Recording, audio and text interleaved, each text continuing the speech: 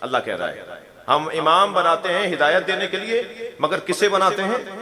لما صبروا وکانوا بآیاتنا یوقنون۔ ہم دو صفتوں کی وجہ سے امام بناتے ہیں۔ ایک صفت وہ صابر ہوتے ہیں، برداشت، تحمل مزاجی، آستینیں لوٹنے والا، گھوسا تیار کرنے والا، فوراً کافر اور مشرک کا فتویٰ لگانے والا، مسجد سے امام بارگاہ سے نکالنے والا، بھائی بھائی کی لڑائی کرنے والا، پارٹیاں اور تنظیمیں بنا کر ایک دوسرے کے خلاف تہمتیں لگانے والے، میسیجز چلا کر دل آزاریاں کرنے والے، وہ کسی صورت میں بھی علی کے چاہنے والے نہیں ہیں۔ خدا کے واسطے جب پتہ چل جائے کہ اس کے دل میں علی بستا ہے، بس ختم، مجھے اسے معاف کرنا ہوگا، مجھے اسے درگزر کرنا ہوگا، اس نے میرا نقصان کیا ہے، میں اپنا نقصان اس لیے چھوڑ رہا ہوں کہ اس کے دل میں سیدہ کی محبت ہے، اس کے دل میں حسین بستے ہیں۔ یہ تناؤ کھچاؤ، لڑائی جھگڑا، میں جس مسجد میں رہتا ہوں اس کے صحن میں دو لڑکے لڑ رہے تھے، اور ایک بدتمیزی کی حدیں گزار رہا تھا اور دوسرا کہہ رہا تھا کہ باہر چلو تو بات کرتے ہیں۔ میں اس کے قریب گیا، میں نے کہا جی باہر جا کے کیا کرو گے؟ کہنے لگا مولانا یہ امام بارگاہ ہے، لڑنے کی جگہ نہیں ہے۔ میں نے اس کا ماتھا چوم لیا، میں نے کہا بھائی باہر جا کر بھی یقین رکھنا کہ حسین وہاں بھی دیکھ رہے ہیں، لیکن کم سے کم اتنے تو ہو جائیں کہ مسجدوں میں، امام بارگاہوں میں، مدرسوں میں اگر لڑائیاں ہو رہی ہوں تو گویا مولا کو خوش نہیں کر پا رہے۔ صبر، برداشت، تحمل مزاجی، جلدی فیصلہ نہیں دیں، جلدی رائے نہ دیں۔ میں بچوں اور جوانوں سے کہہ رہا ہوں بزرگوں سے خفا نہ ہو، فوراً میسج نہ چلائیں، فوراً بات کو آگے نہ بڑھائیں۔ خاص طور پہ جوانوں میں ایک قاعدہ کلیہ دے رہا ہوں، جس میسج میں فساد کا 1% بھی شائبہ ہو کہ اس میسج سے فساد پھیل جائے گا، اس میسج کو فارورڈ نہ کرو، اس کا گلا وہیں دبا دو ڈیلیٹ کر کے۔ میرے پاس تو کہیں سے آیا تھا، بھائی تمہارے پاس آیا تھا تو تم نے آگے کیوں بڑھایا؟ جب FIR کرتی ہے نا تو وہ کہتا ہے جی وہ تمہارے پاس کہیں سے آیا تھا، تمہارے پاس آیا تھا تو تم نے آگے بھی تو بڑھایا۔ جی علی کے چاہنے والے، فاسقوں سے نفرت کرنے والے سنی سنائی خبر پر عمل کریں گے، سنی سنائی خبر پہ عمل کرنے والے کو فاسق کہا ہے نا قرآن میں، جی سورہ حجرات کے اندر، اور جسے فاسق بولا ہے وہ وہی تھا نا جو سن کر آ گیا تھا اور آ کے نبی کو بتا دیا، ماحول خراب کر دیا صحابہ کرام میں، ایک جذبات کی کیفیت ہو گئی اور ماحول خراب ہونے لگا۔ قرآن کی آیت آئی کہ اگر ایسے خبر کوئی لے کر آئے تو آپ اس پر اعتبار نہیں کریں۔ توجہ کر لی؟ لما صبروا وکانوا بآیاتنا یوقنون، اور ہماری آیات پر یقین رکھنے والے، یقین کامل رکھنے والے، حق الیقین رکھنے والوں کو ہم امام بناتے ہیں۔ یہ کیفیت حق الیقین، دیکھیے یہ جملہ کہنے کی ضرورت کیا تھی؟ سمجھ رہا ہوں میں مولا کے قول لو کشف الغطاء لمزددت یقینا، اگر علی کے سامنے سے حجاب ہٹا دیے جائیں تو یقین میں اضافہ نہیں ہوگا۔ تو یقین تو ہوتا ہی یقین ہے، حجاب کا کیا مطلب ہے؟ حجاب کے بغیر اگر یقین ہے تو وہ یقین ہے، پھر حجاب نہیں ہوا نا۔ تو پھر یقین کی 3 قسمیں بنائی اہل دل نے، علم الیقین، عین الیقین، حق الیقین۔ علم الیقین کے اندر اضافہ ہو سکتا ہے، علم الیقین میں، عین الیقین میں اضافہ ہو سکتا ہے۔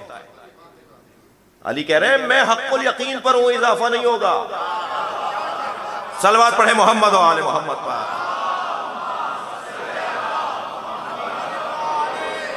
بھئی آپ اس سے بہتر صلوات پڑھیں گے۔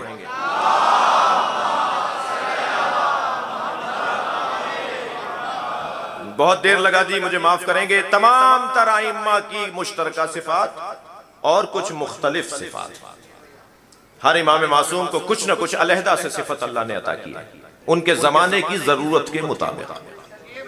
جس ممدوح کی خدمت میں ہم بیٹھے ہیں اسے میرے مولا کو، اس امام معصوم کو، اس امام معصوم کو اللہ نے کچھ خاص صفتیں عطا کی ہیں۔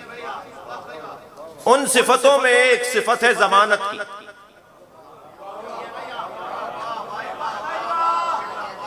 جی امام ضامن،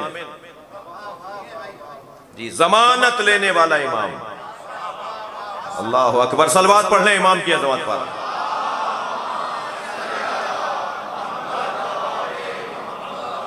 شکاری ہرن کا شکار کر کے جا رہا ہے، میرے معصوم امام کو ہرن نے دیکھا تو اپنی زبان میں کچھ کہا، اور امام اسے کہتے ہیں جو ہر زبان جانتا ہوں۔ میرے مولا نے اس شکاری کو آواز دے کر کہا اس کے 2 بچے ہیں، وہ بھوکے ہیں، اس کے دودھ اتر آیا ہے، اسے چھوڑ دو، یہ دودھ پلا کر آ جائے گی۔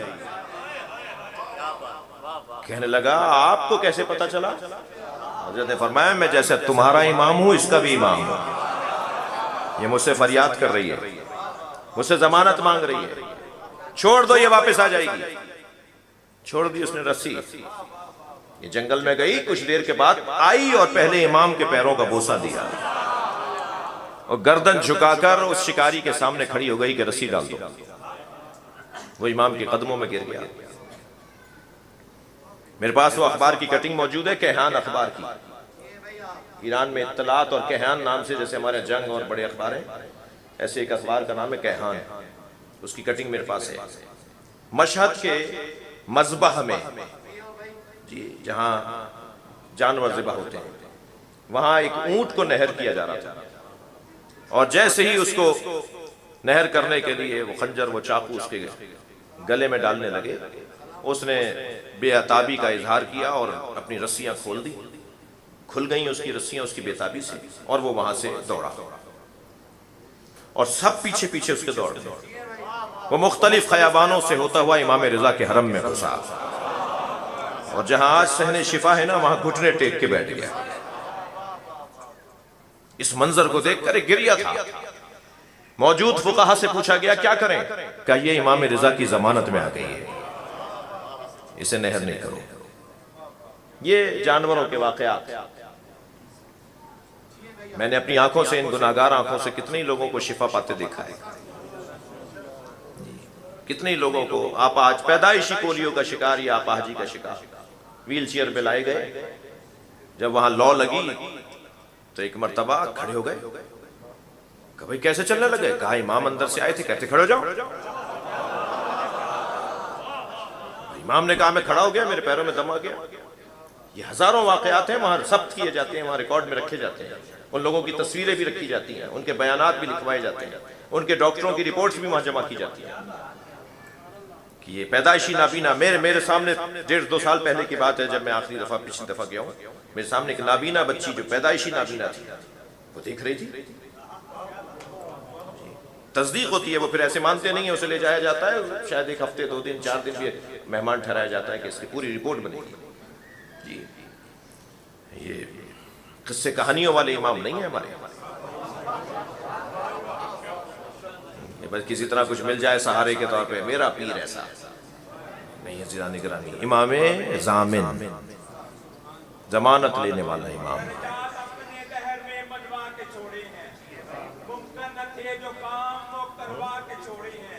اور چھینے گئے تھے کپڑے جو آدم کے خلد میں، حسنین نے وہ زمین پہ منگوا کے چھوڑے۔ سلیمان علیہ میرے مولا امام رضا غریب الغربا اس لیے کہلاتے ہیں کہ بہنیں تھیں، بھائی تھے، مگر جنازے پہ کوئی نہیں تھا۔ جو غربت میں، بے کسی میں، اعزا اقربا کے ہونے کے باوجود وہ اپنے عزیزوں سے دور زہر سے مار دیا جائے، وہ امام۔ فضائل کے باب میں میرے مولا رضا کا دور انتہائی مشکل دور ہے، طے کرنا مشکل ہے کہ کون چاہنے والا ہے اور کون چاہنے والا نہیں ہے۔ اہل بیت کے شیعوں کے لباس میں کتنے ہی لوگ تھے جو اہل بیت کے شیعوں کے دشمن تھے، خود اہل بیت کے دشمن تھے۔ لباس وہ تھا، عنوان وہ تھا، انداز وہ تھا، طریقہ وہ تھا، حتیٰ وہ ساری رسومات بھی وہی ادا کرتے تھے، لیکن امام کے پکے شیعہ نہیں ہیں۔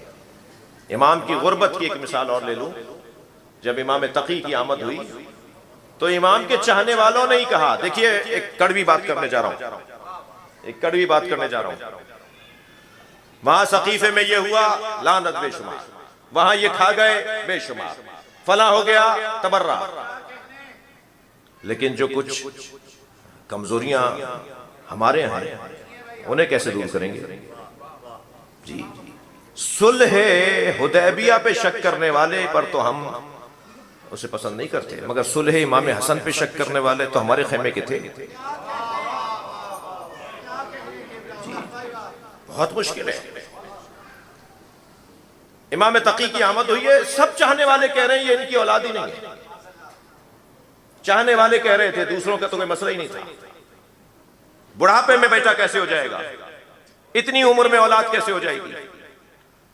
مظلومیت دیکھیے، غربت دیکھیے۔ قیافہ شناس بلایا گیا ہے کہ جو چہرہ دیکھ کر بتائے گا کہ یہ امام رضا کے بیٹے ہیں۔ کیا گزر رہی ہوگی امام پر۔ ایک جانب کرسی پر حضرت بیٹھے ہیں، وہ آیا امام کو دیکھا اور مجمع میں دیکھنے لگا، کہا جی اس مجمع میں سے بتاؤ کس کا بیٹا ہے یہ؟ امام کو دیکھ کر کہا کہ یہ ان کا بیٹا ہے۔ یعنی یہ قیافہ شناس تصدیق کرے گا۔ یہ ہے غربت، یہ ہے غریب الغربا ہونے کا فلسفہ اور علت کہ کیوں امام کا یہ لقب ہے۔ عزیزو، حسن و جمال ایسا ہے کہ نقاب لگائیں تو کچھ دیر ٹھہریں گے اور بغیر نقاب کے آ جائیں تو محفل ہی الٹ جائے گی۔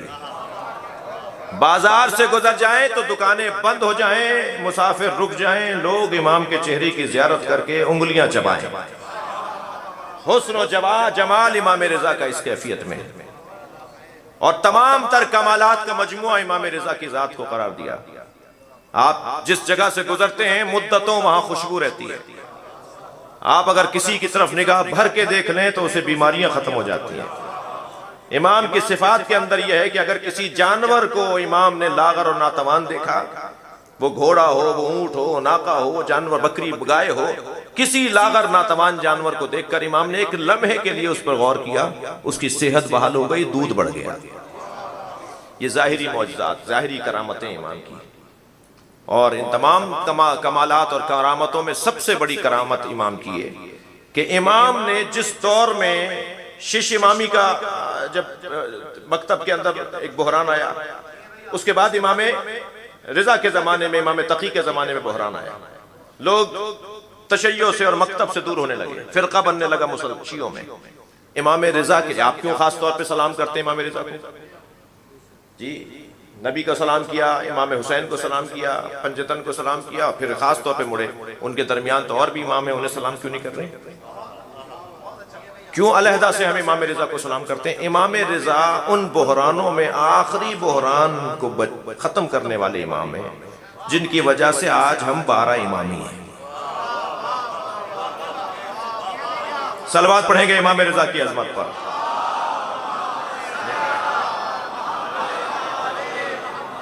جناب سکندر زیدی صاحب کی خواہش ہے، وہ کہہ رہے ہیں کہ ایک کلام بھی آپ کو سنا دوں۔ آفاق بھائی کی بھی ہے شاید خواہش، آپ کی بھی ہے؟ تک بندی کر لیتا ہوں، کبھی کبھی شعر کہہ لیتا ہوں ایسے ہی چھوٹا سا آدمی، لیکن یہ ایک محفل امام کی محفل میں امام رضا کی شان میں رضا بھائی توجہ چاہوں گا، مگر اس سے پہلے میرا دل کر رہا ہے کہ میں نے ابھی غزل کہی امام مہدی کو دیکھ کر، سوچ کر مراد ہے، کوئی نہ کہہ دے جی میں نے دعویٰ کر دیا۔ امام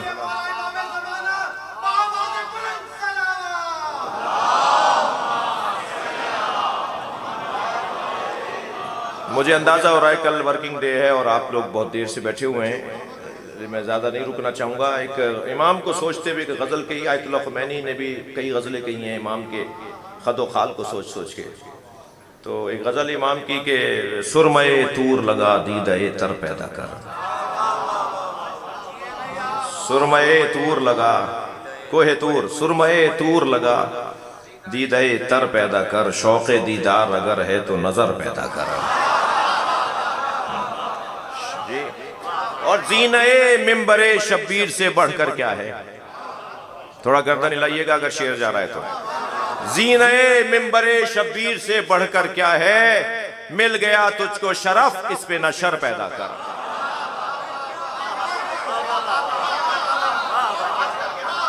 اور ان کے احسان پہ احسان چلے آتے ہیں، تھوڑا سا بول لیجئے، یہ شعر پہ تو بول لیجئے تھوڑا سا۔ ان کے احسان پر احسان چلے آتے ہیں، اپنی الفت میں بھی انداز دیگر پیدا کرا، اور ساحل عشق پہ رک جانے سے حاصل کیا ہے؟ عاشقوں ساحل عشق پہ رک جانے سے حاصل کیا ہے؟ ڈوب کر پار اترنے کا ہنر پیدا کر. اور الاجل کہنے سے آ جائیں گے مولا کیسے؟ الاجل کہنے سے آ جائیں گے مولا کیسے؟ اپنے آقا کے ذرا دل میں تو گھر پیدا کر. صلوات پڑھیں گے محمد و آل محمد.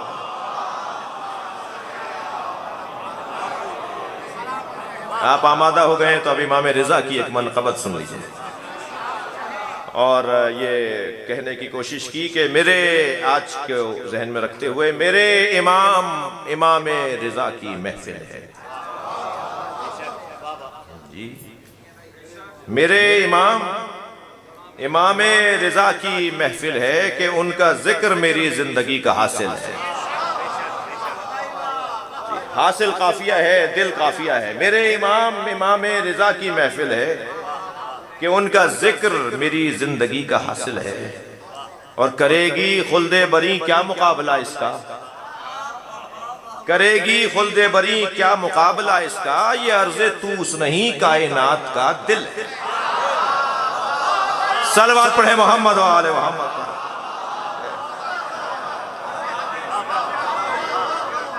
کرے گی خلد بری کیا مقابلہ اس کا؟ یہ عرض توس نہیں کائنات کا دل ہے. مدینہ کرب و بلا کاظمین و سامرہ.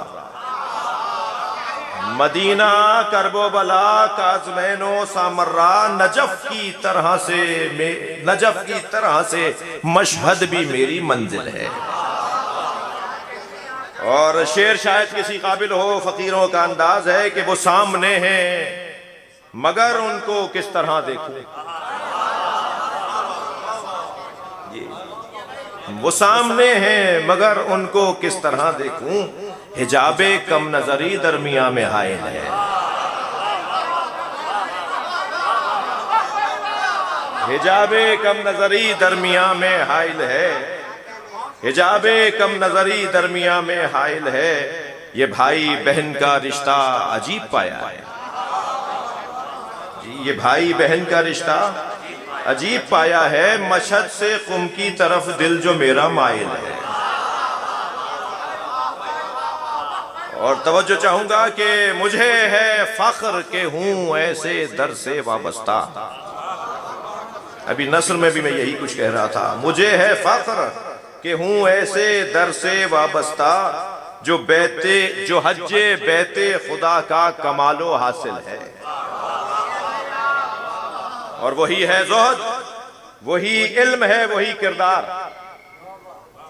وہی ہے زہد، وہی علم ہے، وہی کردار. میرا امام سراپا نبی شمائل ہے.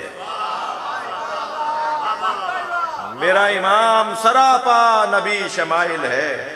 اور جو بندگی کی ہے ایک شرط اولی آسی. جو بندگی کی ہے ایک شرط اولی آسی، وہی خلوص میری منقبت میں شامل ہے. یا اللہ ہمارے بولنے بیٹھنے کو عبادت شمار فرما. ہماری انتظامیہ بحریہ ٹاؤن کی انتظامیہ ان کی توفیقات میں اور اضافہ فرما. حاضرین یہاں مانگنے آئے ہیں امام رضا کا واسطہ دیتے ہیں. ان سب کی حاجات کو پورا فرما.